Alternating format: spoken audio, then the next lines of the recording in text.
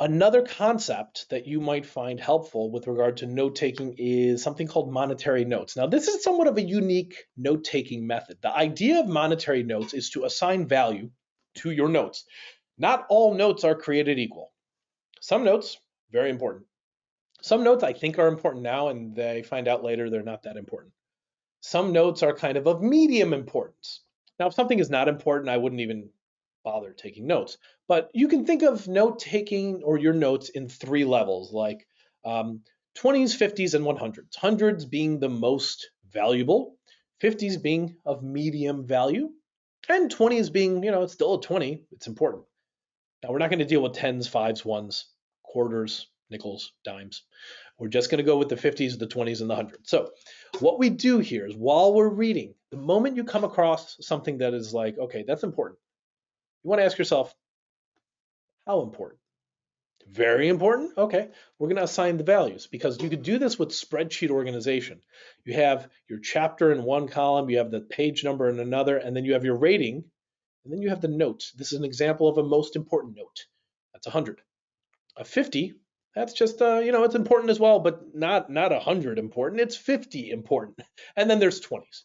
Now, if you did this for a long period of time, here's what it's going to end up looking like. You're going to have a bunch of notes. You're going to be spending a whole semester taking notes, and you're going to be getting through maybe hundreds of pages. You're going to have all this content here, and I might have it organized in a linear fashion, as you can see here. But then with every note, on page 2, there's a $50 bill. What is the note? Here's my note, right over here. Okay.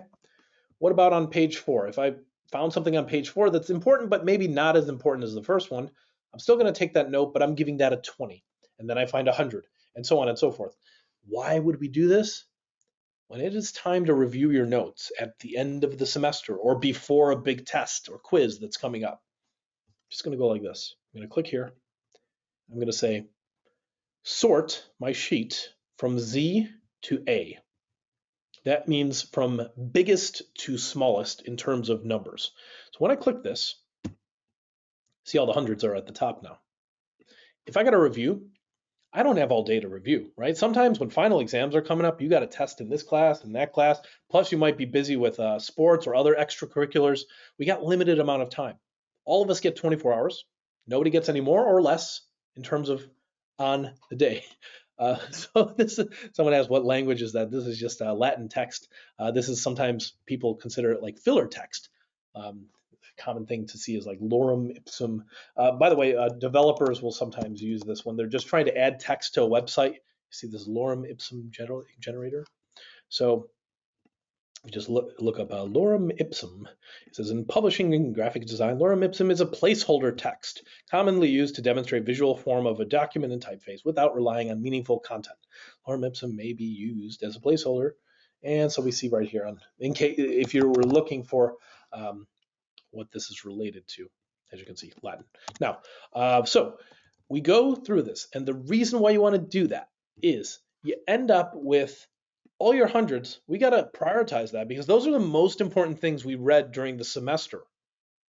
I'm going to read all this. Now, sometimes you're going to read this text and you're going to be like, hold on. This right here, page 5, the note I took here doesn't make any sense to me. Now, I'm assuming this would be in English, a language I'm familiar with. And this text right here, what in the world is going on here? Let me go back to page 11. And if I didn't know what this was about, I would go back here and say, okay, let me go back to page 11. Let me read that again. Oh, okay, now I see what's going on here. See how that works? Nice and easy. We just go and read all of our hundreds, then we read all of our 50s, and we prioritize our review of notes. So this is just a more strategic way to be a student, I think, because otherwise, when it's time, you ever have a teacher that did this to you? I know I have. You ask them, so what's the test going to cover? What's the final exam going to cover? And the teacher says everything. And you're like, it would be nice if you gave me some direction here on how to study. But when they say everything is important, well, I need a way to study for it. So if I had everything organized in a spreadsheet, I know exactly what I'm going to do. I'm going to go to my spreadsheet. I'm going to refer back to all those notes. I'm going to prioritize them based on 100. And now it's going to be much easier for me to study and review rather than just, rereading as much as I can.